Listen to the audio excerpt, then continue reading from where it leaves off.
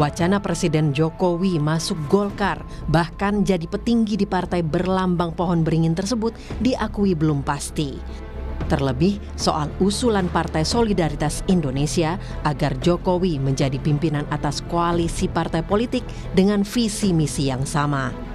Wakil Ketua Umum Partai Golkar, Ahmad Doli Kurnia menanggapi bahwa saat ini koalisi belum membahas soal struktur pimpinan dalam koalisi maupun kabinet Prabowo ke depan, yakni hingga pengumuman resmi dari KPU.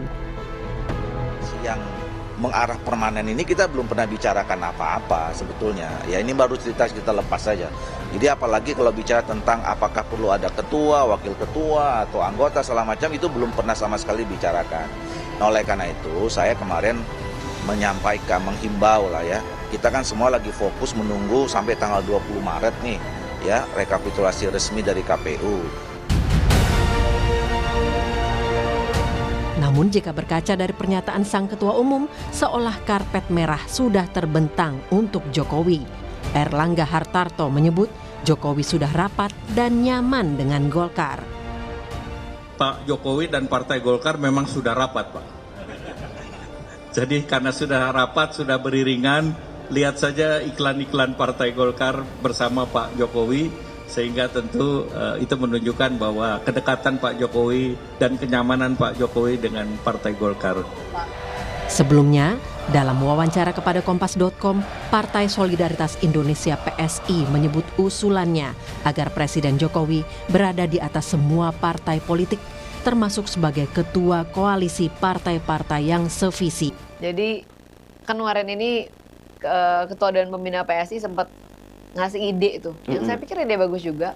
Pak Jokowi mungkin bisa menjadi ketua dari koalisi partai-partai, semacam barisan nasional, partai-partai mau melanjutkan atau punya visi yang sama ya, menuju Indonesia emas gitu. Ya, Pak Jokowi bisa ada di situ sebagai pemersatu. Bicara PSI dan Golkar, Jokowi memang punya kedekatan dengan kedua parpol ini. Dari Partai Golkar, jadi parpol pertama yang mengusung putra sulungnya Gibran Raka Buming Raka menjadi cawapres. Sedangkan PSI dinahkodai putra bungsunya Kaisang Pangarep.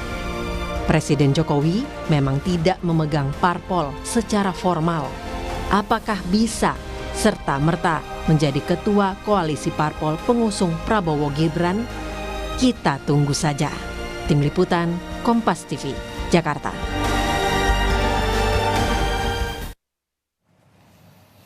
Jalan politik Presiden Joko Widodo rasanya belum berakhir pasca Pilpres dan selesai menjabat Presiden Republik Indonesia pada Oktober nanti.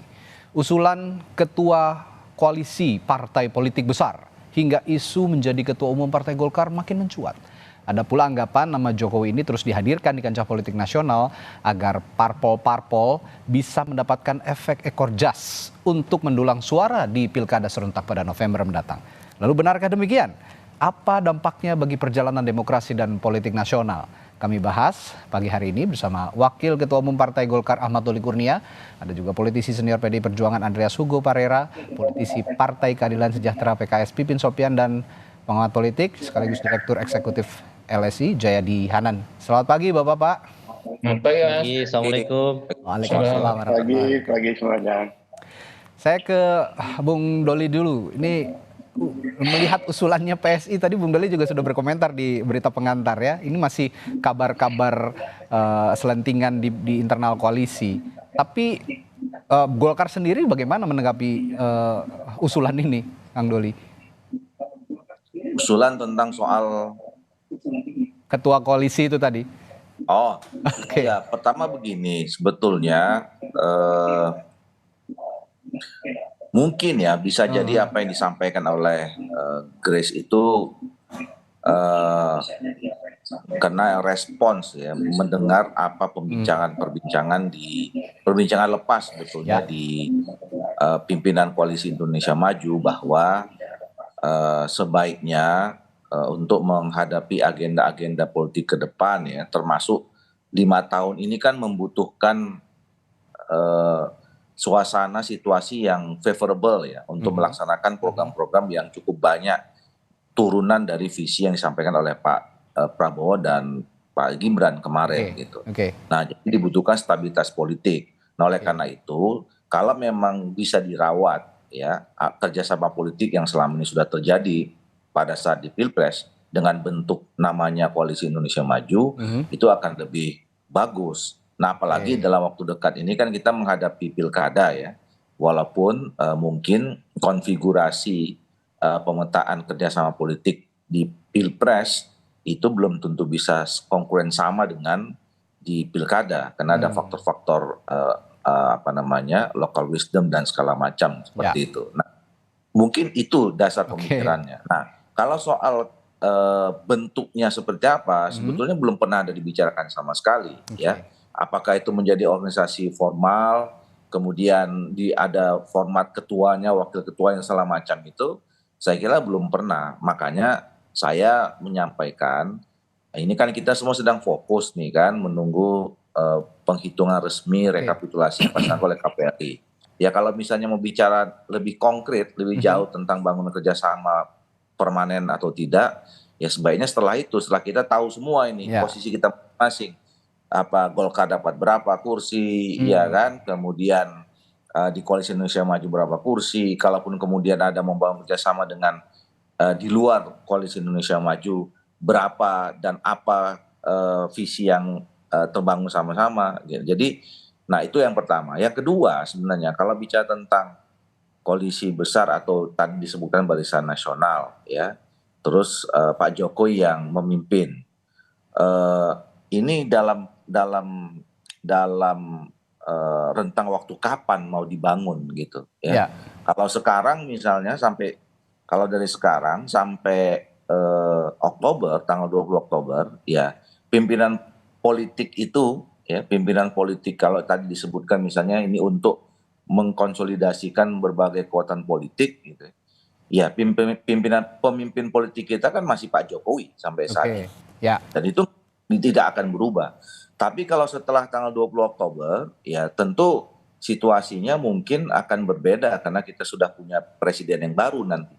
Yang secara otomatis dalam sistem presidensial kita, ya presiden itu kepala pemerintahan, kepala negara, ya juga sebagai pemimpin politik. Gitu. Nah, makanya ini nanti yang saya kira harus di-clearkan ide dari teman-teman pres itu dikonkretkan, dibicarakan apa sebenarnya motif dan latar belakangnya, kira-kira begitu. Saya sepakat harus di-clearkan karena kalau lazimnya begitu seorang pemimpin politik seperti yang Bung Doli bilang tadi, seorang presiden sekaligus pemimpin politik ya juga sebagai ketua koalisi seperti zamannya Pak SBY kan jadi ketua Setgap ya, partai-partai koalisi Pak SBY mengetuai karena pada saat itu Partai Demokrat memenangkan pemilu dan Pak SBY juga memenangkan Pilpres gitu. Nah, kalau sekarang situasinya berbeda, jika nanti Pak Jokowi sudah tidak menjabat dan Pak Prabowo menjadi presiden, dilantik memang hasilnya nanti 20 Maret Pak Prabowo menjadi pemenang dan terpilih menjadi presiden, ini kan dikhawatirkan ada matahari kembar jadinya nanti kalau begitu. Saya ke Bung Andreas juga. Bung Andreas, ini apalagi menurut Anda fenomenal Jokowi diusulkan PSI jadi pimpinan partai koalisi, dan setahu saya juga Pak Jokowi sampai sekarang belum pernah mengembalikan KTA PDI Perjuangan. Bagaimana Anda melihat ini, Bung Andreas?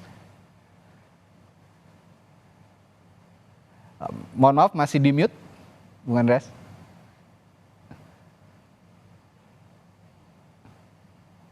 Iya.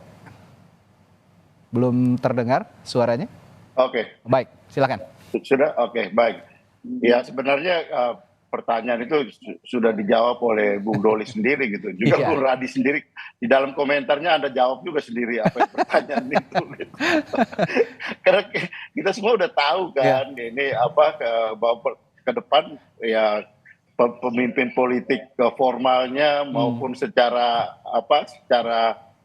substansi itu juga akan berubah gitu. Siapapun yang menang di dalam kontestasi Pilpres ini pasti berubah. Dan Pak Jokowi secara substansi politik, secara formal itu tidak akan menjadi pemimpin politik lagi ke depan. Oleh karena itu memang ya saya nggak tahu. Saya bicara ini juga sebagai orang yang ikut mengamati perkembangan politik ini gitu. Dan orang yang masih punya sepertinya singgungan sedikit gitu, karena ya tadi saya bilang PDIP belum dikembalikan loh KTA-nya oleh Pak Jokowi sepertinya. Ya kalau itu sebenarnya buat Pak Jokowi tidak penting, dia nggak pernah peduli dengan soal apa formalitas, soal Begitu moral ya? dan etik di dalam apa berorganisasi, dia nggak peduli gitu. Oke. Makanya sebenarnya tidak penting juga untuk bicarakan itu gitu. Oke, Kalau buat dia oke. nggak penting gitu. Oke. Kami berharap bahwa dia ya secara formal menyampaikan, karena memang secara substansi kan tidak sudah berada pada posisi yang lain gitu di dalam proses sebelum kampanye, pada masa kampanye dan sampai dengan hari ini gitu. Oleh karena itu sebenarnya tidak relevan lagi gitu berbicara soal formalitas dan juga kalau kita mau bicara lebih jauh soal etika di dalam berorganisasi, karena dia tidak mempedulikan hal-hal seperti itu gitu. Ya. Tapi ya kalau kembali pada soal soal itu tadi gitu, soal pemimpin koalisi yang diusulkan, kalau saya sih melihat ini ya ini bagian jilid berikut dari upaya cawe-cawe yang dilakukan supaya tetap bisa eksis dalam dunia politik. Iya. Nah, ya kurang lebih seperti itu gitu. Jadi, kalau ya ini maksud Anda pengamatan tidak saya ingin sebagai kehilangan power pengamat gitu juga, ya? gitu. Takut kehilangan power gitu ya, Bang Andreas? Ya iyalah, kan seri-seri itu kan sudah kelihatan dari Oke.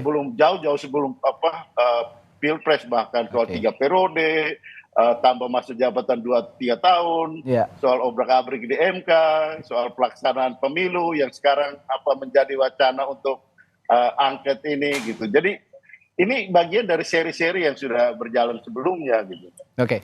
Ya, berbicara soal koalisi ke Bung Pipin, koalisi oposisi begitu ya di 5 tahun ke depan setelah nanti penetapan pemilu 2024, penetapan suaranya.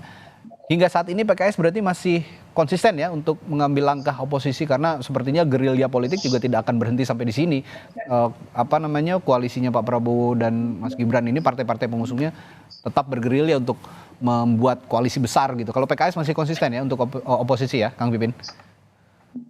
Iya, saya kira Pilpresnya kan belum selesai, KPU belum memutuskan. Ya, oke. Jadi itu yang pertama. Tapi gerilya terus Yang berlanjut nih kedua, Kang Pipin masalahnya. Ya, saya kira setiap partai politik bisa bergerilya dan itu haknya masing-masing. Oke. Tapi kalau saya membahas tentang koalisi permanen ya, selama itu tidak dilegalisasi oleh undang-undang, maka hanya sekedar wacana. Sejak dulu di era Pak SBY juga selesai ketika beliau sudah lagi tidak memerintah. Koalisi itu tidak ada yang namanya koalisi permanen ketika sistem kita sistem presidensial ya, bukan sistem parlementarian. Jadi kalau kita melihat sistem kita, maka ya yang saat inilah yang berlaku, di mana memang tidak ada pemimpin koalisi di luar dari presiden yang terpilih. Jadi bagi kita adalah kalau misalnya Pak Anies yang terpilih, maka beliaulah sebagai pemimpin koalisi yang bisa merekatkan semua partai-partai koalisi. Dan yang kedua, saya ingin menyampaikan ya bahwa saat ini oposisi atau berada di luar pemerintahan atau di dalam pemerintahan itu sama-sama terhormat. Bagi PKS, kami nanti akan mengambil keputusan mungkin setelah KPU memutuskan siapa dan kemudian bagaimana hasil MK nanti memutuskan siapa capres-cawapres yang terpilih. Jadi musyawarah majelis syuro yang akan memutuskan.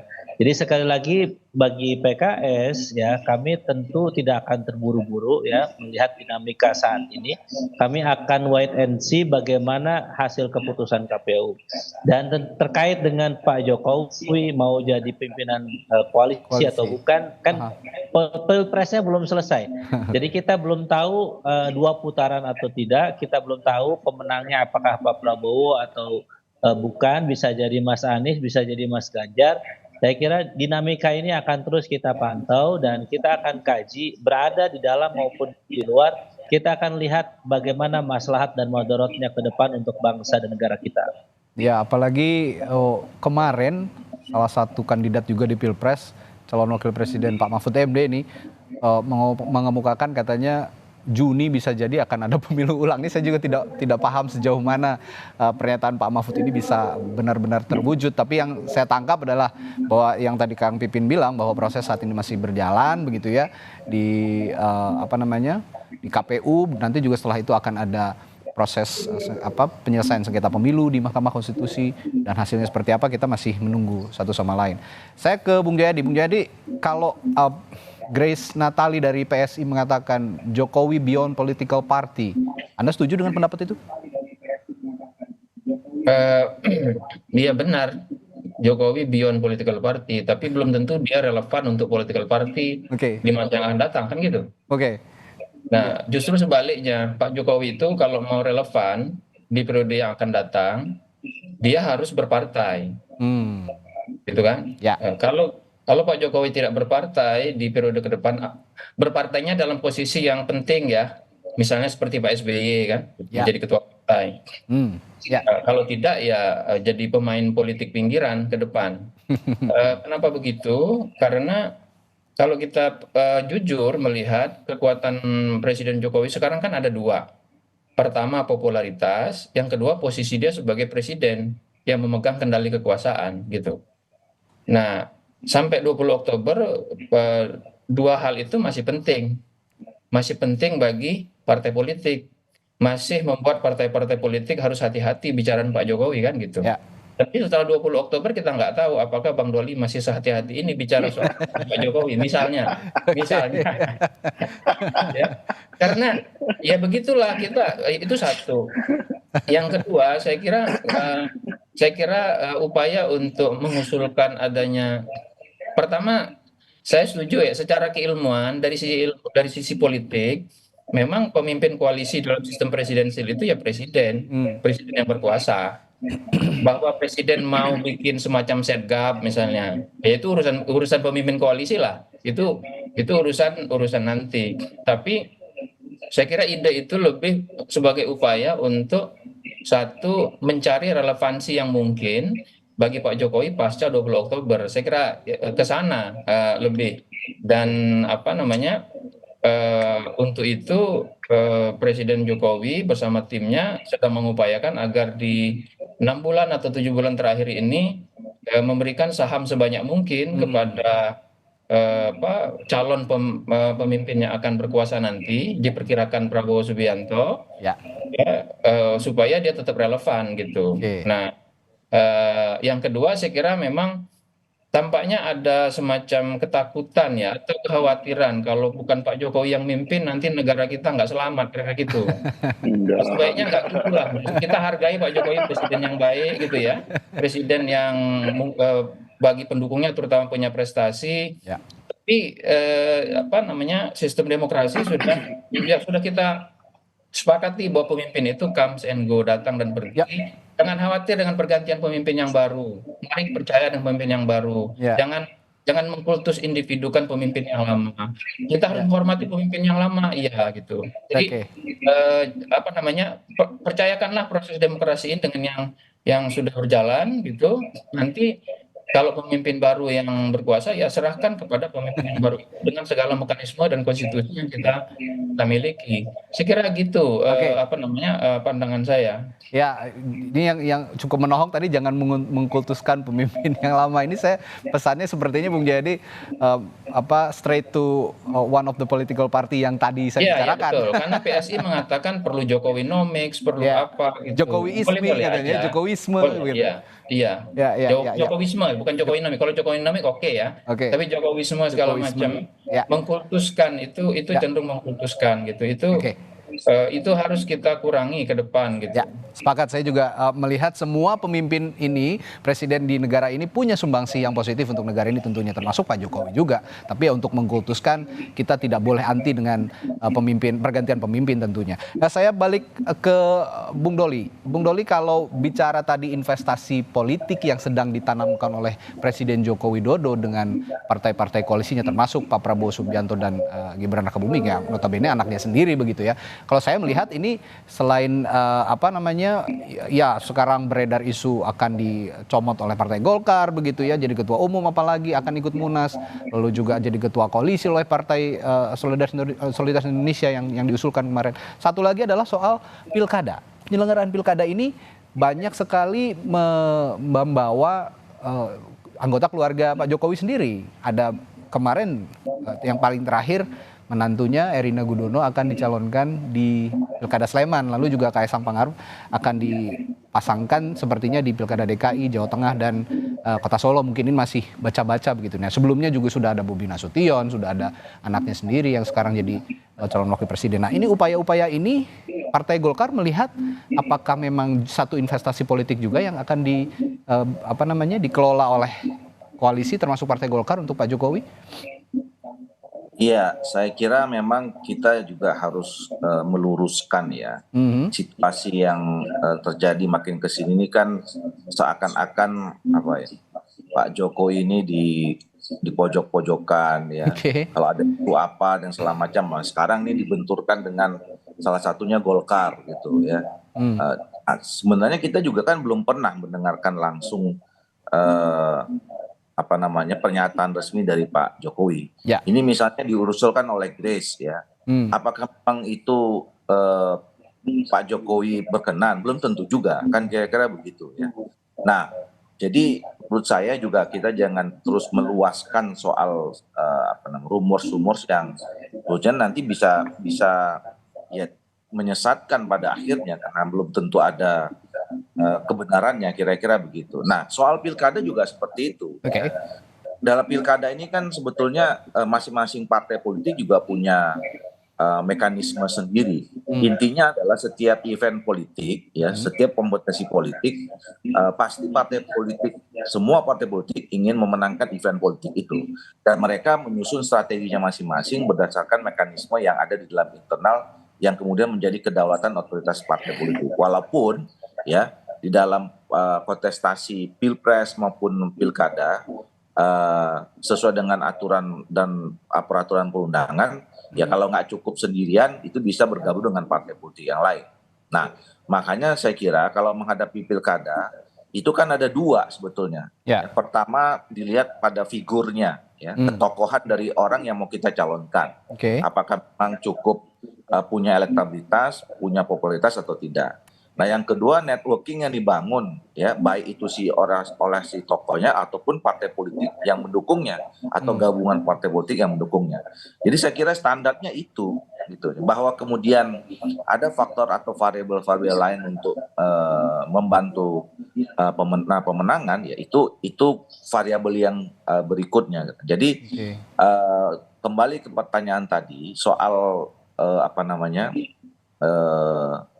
mempermanenkan kerjasama politik, ya. Saya setuju bahwa dari awal pembicaraan ini kita harus menetapkan bahwa kita ini ada menganut sistem presidensial dalam pemerintahan kita. Kita tidak mengenal koalisi atau kemudian oposisi, ya. Makanya saya dari awal mengatakan kerjasama politik, walaupun judulnya bisa pakai nama koalisi gitu.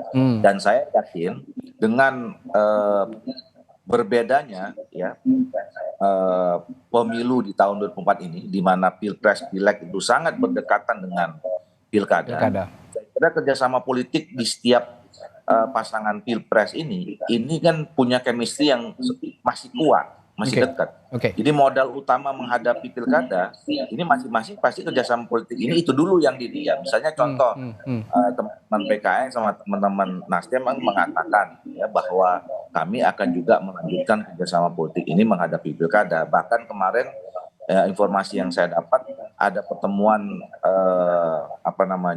tiga partai politik ini syukuran fraksi yang ada di DKI.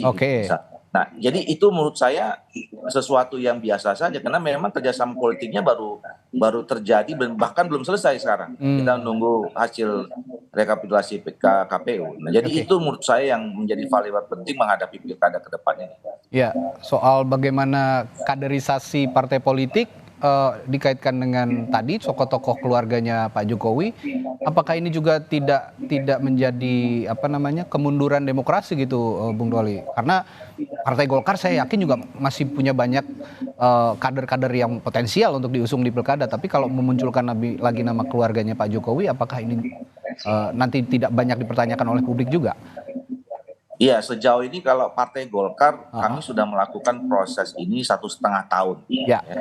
Kami sudah punya 1000-an nama sekarang yang kita inventarisasi dari seluruh 514 kabupaten dan kota dan kemudian 37 provinsi di luar Yogyakarta.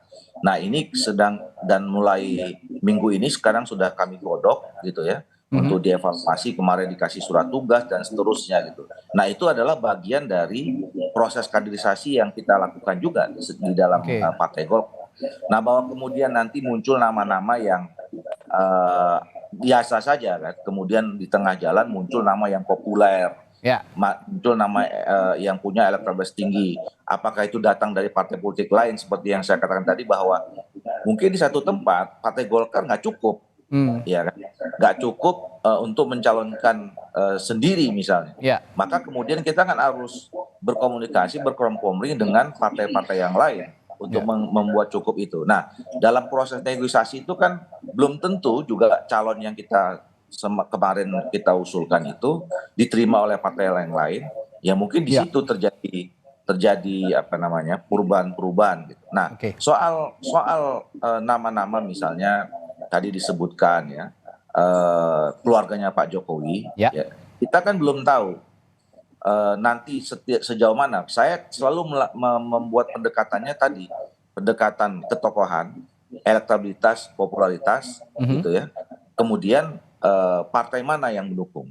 Nah kalau memang pada akhirnya disurvei nanti, ya, nama-nama itu ternyata tingkat popularitasnya baik, tingkat elektabilitasnya bagus, gitu ya. Ya itu mungkin bisa jadi salah satu pertimbangan partai-partai politik untuk mengusungnya. Nah sementara ini kan setahu saya kemarin yang mengusulkan di Sleman itu kan Partai Gerindra.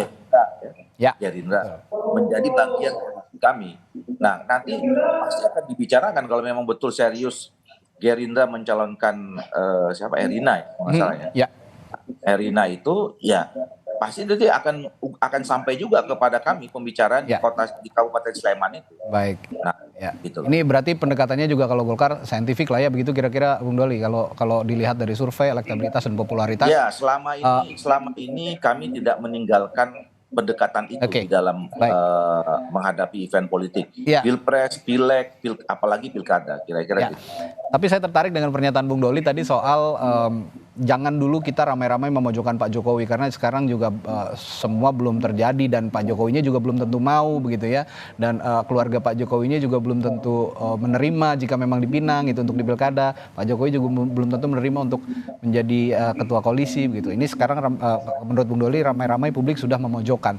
Tapi masalahnya yang diisukan dari beberapa tahun belakang terutama menjelang pemilu itu selalu terrealisasi begitu. Nah ini yang akan saya tanyakan ke Bung Andreas, apakah isu-isu ini juga nanti akan berujung pada kenyataannya bahwa akhirnya ini akan terjadi di kemudian hari? Tapi jangan dijawab dulu Bung Andreas, kita akan jeda dulu. Setelah jeda kami akan tanyakan hal itu di Sapa Indonesia Pagi. Tetaplah bersama kami. Kembali di Sapa Indonesia Pagi, tadi perbincangan kita mengarah kepada bagaimana langkah-langkah politik yang sudah diambil Pak Jokowi dan sekarang terrealisasi. Nah, ada lagi isu-isu tadi yang sudah dibahas juga Pak Jokowi akan menjadi ketua koalisi besar begitu ya dari partai-partai politik menyongsong pemerintahan yang baru. Lalu juga ada beberapa nama keluarga presiden yang digadang-gadang akan diusung dalam pilkada serentak nanti. Nah, ini bagaimana Bung Andreas melihatnya? Kalau sebelumnya kan kita ketahui Pak Jokowi ketika itu juga ditanya Mas Gibran akan maju jadi cawapres begitu. Tidak. Pilkada kota di kota Solo saja belum tuntas, tapi kan kenyataannya sekarang terjadi. Ini banyak sekali yang isu-isu yang akhirnya sebelumnya ditepis, bahkan Pak Jokowi sendiri yang menepis dan akhirnya terjadi. Apakah ini akan terjadi juga kira-kira Bung Andreas? Isu-isu yang belakangan dikembangkan ini. Ya, tadi sebenarnya Bung Jayadi sudah menyinggung itu. Gitu. Artinya pada dasarnya di politik itu ya kalau tidak bisa kamu berkuasa langsung, mengontrol langsung dengan kekuasaan, dengan power yang kita punya, ya kita berusaha untuk mempengaruhi proses kekuasaan itu berjalan. Nah, kalau di dalam mazhab ilmu politik ada satu mazhab yang namanya Machiavellian gitu. Dan untuk berkuasa itu kalau Machiavellian dia bilang ya singkirkanlah moral dan etik gitu. Yang penting bagaimana kau mencapai tujuan. dalam berkuasa gitu. Nah, selama kamu masih punya kekuasaan gitu. Selama kita masih mempunyai kekuasaan. Ya. Tapi ketika kita tidak berkuasa lagi, kekuasaan politik, power itu tidak ada lagi, situasinya akan berubah. Oke. Nah, ini juga akan terjadi gitu. Ya saya kira ya situasi sebelum Pilpres dan situasi setelah Pilpres ini akan berubah gitu. Oke. Ya, makanya saya katakan yang sebelumnya berkaitan dengan ya teman-teman di Golkar ini beberapa waktu yang lalu di dalam diskusi juga di ya Kompas TV juga gitu. Oke. Yang membutuhkan Golkar sekarang itu menurut saya ini Pak Jokowi bukan Golkar yang membutuhkan. Jadi bukan Golkar yang butuh Pak Jokowi, Pak Jokowi yang butuh Golkar menurut gitu ya? Menurut saya. Oke. Dalam arti bahwa ya karena ya ini Pilpres sudah selesai gitu. Pilpres artinya paling tidak proses pemilihan itu sudah berlangsung. Tinggal beberapa waktu ke depan lagi gitu. Dan secara substansi kekuasaan itu akan bergeser gitu. Jadi Anda mau bilang, hey Golkar jual mahal lah sedikit, begitu ya kira-kira Pak Andreas ya? Enggak, itu wilayahnya Golkar, itu wilayahnya Golkar, wilayah teman-teman Golkar. Artinya ya tentu mereka punya aturan main, mereka kan sudah dijelaskan juga gitu kan. Oleh teman-teman di Golkar bahwa ada aturan main, Pak JK sendiri sudah menyampaikan itu gitu kan. Jadi pasti itu akan berubah secara teoritisnya akan bergeser gitu. Apalagi nanti setelah Oktober nanti pasti perubahan itu akan terjadi gitu. Tadi kan Bung Jayadi juga sudah menyinggung itu. Nah kalau misalnya kita tidak berkuasa lagi, kalau mau menginvestasi ya memberikan pengaruh ya di dalam kekuasaan. Kalau tidak bisa berkuasa secara langsung, memberikan pengaruh terhadap kekuasaan. Ya. Nah, menurut saya investasilah pada moral dan etik. Sehingga dengan demikian orang melihat, oh ini ini pemimpin yang berkuasa dan pernah berkuasa dan dia memberikan investasi politik yang baik. Kalau tidak, pasti situasi akan berubah, pasti akan bergeser. Sehingga ini menurut saya, menurut saya dan dalam pengalaman perjalanan sejarah politik, raja yang baik dan kemudian dia tidak berkuasa lagi. Setelah dia tidak berkuasa kan orang masih mendengar gitu. Tapi kalau raja yang lalu, siapa yang mau mendengar dia? Jadi moral dan etik ini menjadi langkah yang paripurna untuk melepas kekuasaan dan jabatan, begitulah kira-kira ya, Bung Andreas. Tapi kalau melihat pilkada, tadi saya sudah menyinggung juga kepada Bung Doli soal pilkada. Saya tanyakan ke Anda di internal PDI Perjuangan. Strategi PDI Perjuangan menghadapi pilkada tanpa Pak Jokowi, bagaimana kira-kira?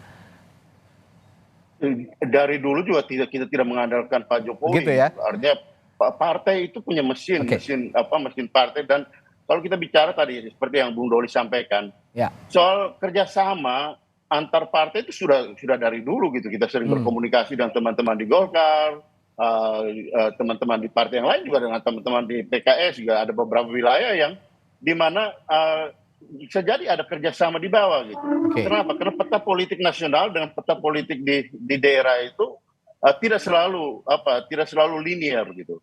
Karena di daerah banyak daerah juga yang mempunyai isu dan kepentingan politik yang berbeda secara nasional. Tidak bisa kita paksakan. Kalau dipaksakan lo akan kalah. Karena peta politik itu tidak selalu linear. Sehingga kita harus meneropong peta politik lokal gitu. Bagaimana kondisi dan situasi di sana. Sehingga pendekatan juga tetap pendekatan saintifik untuk melihat semua partai. Saya kira kebanyakan partai sekarang melakukan itu gitu. Untuk kemudian dengan demikian kita bisa berkontestasi secara elegan untuk bisa memenangkan pilkada-pilkada tersebut. Dengan kata lain PDI Perjuangan ini nggak pansos sama Pak Jokowi gitu kira-kira ya Bung Andreas ya. Jadi nggak tergantung oleh Pak Jokowi. Kalau meskipun tidak ada Pak Jokowi sejak dulu juga tetap masih ada bersama Pak Jokowi. Mesin partai bekerja sendiri gitu, nggak pansos gitu mesin partai ya. Kan lihat di pemilu sekarang juga kan. Baik, Bung Pipin. Bahkan mau dikurang-kurangin Mas Radhi. Mau dikurang-kurangin kan tetap aja sekarang ini masih paling tinggi. Baik. Bung Pipin, PKS saya melihat juga punya potensi yang besar untuk menghadapi pilkada. Saya kalau melihat skala nasional PKS masih 50-50 begitu ya untuk menjadi mempunyai kekuasaan secara nasional. Tapi untuk di pilkada, saya yakin kader-kader PKS ini militan dan banyak memenangkan sekali pilkada. Tapi dengan adanya beberapa partai politik yang masih dibilang katanya pansos dengan perannya Pak Jokowi dan juga belum lagi nanti mengusung familinya atau keluarganya Pak Jokowi, bagaimana PKS melihat hal itu dan bagaimana strateginya ke depan untuk menghadapi pilkada ini? Jadi kalau bagi kami ya, selain popularitas, elektabilitas, ketokohan, tapi kita harus melihat integritas dan kapasitas. Karena ini untuk keberlangsungan bagaimana manfaat masyarakat ke depan. Tentu yang diinginkan tidak hanya yang populer, tidak hanya yang punya ketokohan. Inilah tanggung jawab partai politik untuk melahirkan para pemimpin di level nasional, di level daerah yang memiliki kualitas, yang bisa memimpin daerahnya untuk lebih baik. Bagaimana nanti program-programnya memang memberikan kemaslahatan untuk kemajuan di masyarakat di daerah itu. Jadi bagi kami ini PR bagi kita ya. Kalau misalnya pilihannya ini karena garis keturunan ya, karena nepotisme, ini yang sebetulnya kita khawatirkan ke depan. Makanya bagi kami tentu di masing-masing daerah itu kita akan melihat dari sisi integritas, kapasitas, dan juga elektabilitas. Jadi dan itu akan terus kita pantau ya. Dan memang saya setuju dengan Bang Andreas, dengan Bang Doli bahwa chemistry di bawah ini tidak sama dengan yang di atas. Terkadang di atas misalnya koalisinya dengan siapa, di bawah bisa berkoalisi di antara oposisi dan pro koalisi misalnya. Jadi bagi kami inilah kita saling menghargai ya, yang kami sebut sebagai demokrasi proporsionalitas. Siapa yang mayoritas di situ, siapa yang punya integritas, kapasitas dan elektabilitas, maka kecenderungan partai-partai akan mendukung.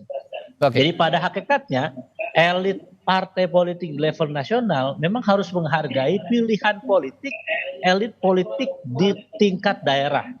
Itulah yang selalu kami sampaikan bagi PKS, tidak ujuk-ujuk serta-merta calon itu datang ke pusat gitu untuk meminta dukungan dari pimpinan partai di level pusat, tetapi kami juga menghargai masukan, kami menghargai aspirasi dari elit politik, dari pimpinan partai di level daerah, dan juga para kader-kader di akar rumput. Jadi kalau bicara pemetaan, Kang Pipin, di PKS sendiri sudah punya peta politik tertentu. Sekarang kan sudah terlihat ya, sudah mulai terlihat begitu daerah-daerah potensial yang suara PKS ini maksimal, termasuk di DKI Jakarta. Saya lihat juga sepertinya jadi pemenang di pileg begitu ya. Nah, beberapa daerah mana saja yang kira-kira potensial untuk PKS mengusung di pilkada dengan maksimal gitu?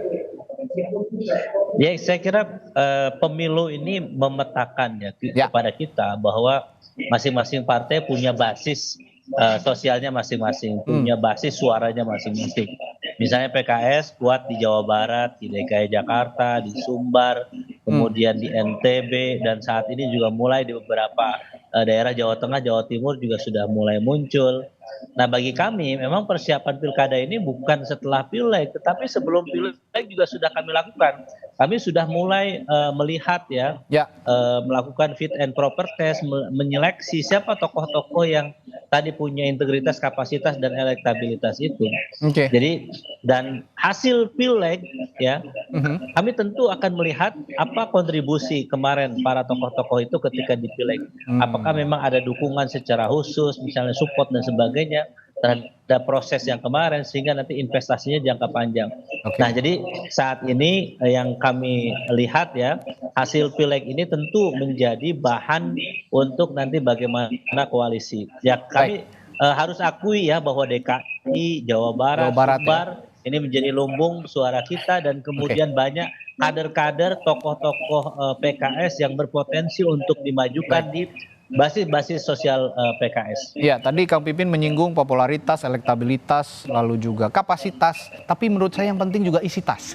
Saya akan tanyakan ke Bung Jayadi nih. Bung Jayadi, kalau ngomongin 3 variabel tadi ditambah isi tas, apakah saat ini fenomena keluarga Jokowi banyak yang mengusung begitu ya, memunculkan nama-namanya di sejumlah pilkada di daerah. Apakah ini faktor isitas juga? Karena Pak Jokowi masih punya power loh sekarang. Ya. Ya, memang itu salah satu saya kira yang paling tidak dipertimbangkan atau diperkirakan ya. Karena biasanya yang dicalonkan itu adalah orang yang populer atau dia punya jaringan kekuasaan, termasuk jaringan sosial, atau dia punya kekuatan pendanaan atau logistik yang kuat. Ya. Yang paling bagus tiga-tiganya punya gitu.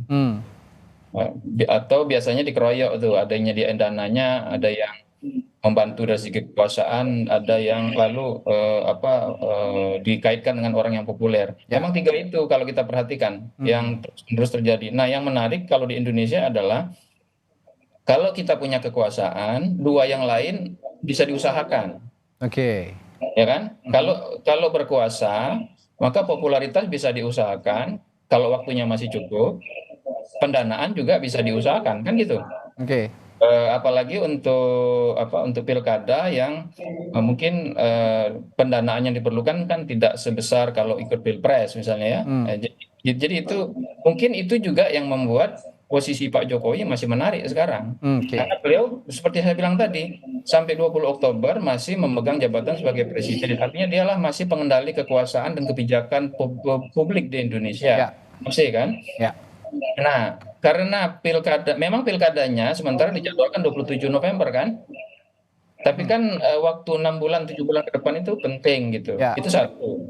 Yang kedua, jangan lupa bahwa di antara pemimpin-pemimpin daerah yang ada sekarang, 514 kabupaten kota plus 37 provinsi itu, ada sekitar 270 pemimpin yang ditunjuk langsung oleh pemerintah pusat.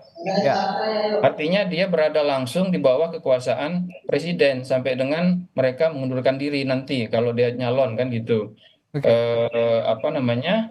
Nah, saya perhatikan banyak di antara penjabat ya, istilahnya penjabat tampaknya juga akan maju. Akan maju, ada kemungkinan maju cukup banyak perkiraan dan itu mungkin bagi mereka untuk maju untuk meningkatkan popularitas itu sekaligus mereka di kekuasaan tapi dan juga bisa mengumpulkan pendanaan kan gitu. Artinya efek ekor jasnya Pak Jokowi di pilkada serentak ini masih akan tampak begitu ya Bung Jayadi kira-kira? Bukan efek ekor jas, saya kira itu persoalan hubungannya dengan konsolidasi kekuasaan. Baik. Itu lebih ke situ sih, lebih akses kepada kekuasaan, akses kepada pendanaan. Jadi bukan efek ekor jasnya. Kalau efek ekor jas, seperti kata tiga orang seperti kata Bang Doli, Kang Pipin, sama Bang Andreas, pilkada itu sangat berbasis lokal politik. Gitu. Dan punya basis sendiri.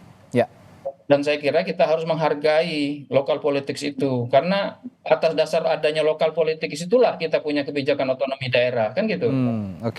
Jadi saya khawatir ada jangan sampai kita punya semangat penyeragaman gitu. Seolah-olah kalau kepala daerahnya beda, sedikit beda partai lalu dianggap tidak lagi NKRI gitu, atau tidak lagi jalan dengan pemerintah. Kan ada undang-undang yang mengatur hubungan itu.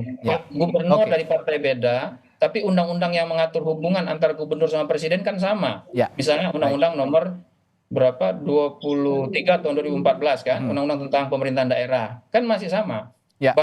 Bahwa pemerintah pusat tetap sampai batas tertentu menjadi atasan dari pemerintah daerah melalui Kementerian Dalam Negeri kan itu tetap berlaku walaupun gubernurnya beda-beda. Jadi menurut saya sebaiknya aspek-aspek lokal dari politik kita itu tetap dihargai. Meskipun sekarang ini sejumlah kalangan juga menganggap bahwa upaya memunculkan nama keluarga Jokowi di pilkada ini sebagai bentuk upaya ekspansi dinastinya Pak Jokowi gitu di kemudian hari. Tapi ya ini kita asumsikan bersama sebagai proses politik itu kan juga begitu yang berjalan. Upaya yang Anda bilang. Baik. Tidak ada contohnya. Ya. Untuk pilkada ini memang tadi kita simpulkan bersama, kita duduk bersama pada saat ini, pagi hari ini sepakat bahwa konstelasi politiknya akan berbeda. Di daerah akan berbeda dengan di pusat dan kita juga harus sama-sama menghargai apa yang sedang berlangsung proses politik yang di daerah untuk menjelang pilkada. Tapi partai politik atau pilkada jangan hanya berorientasi pada menang kalah, kita harapkan untuk pilkada ini. Sebagai pendidikan politik, kaderisasi partai politik juga penting untuk memunculkan figur-figur baru di pilkada serentak pada November 2024 nanti. Baik, menarik sekali perbincangan kita pagi hari ini. Terima kasih telah berbagi perspektifnya, Bung Ahmad Doli Kurnia dari Partai Golkar, Bung Andreas Parera dari PDI Perjuangan, lalu Bung Pipin dari PKS, dan Bung Jayadi Hanan dari LSI. Terima kasih banyak telah berbagi perspektif sekali lagi. Selamat pagi, sehat selalu Bapak-Bapak. Terima kasih. Assalamualaikum.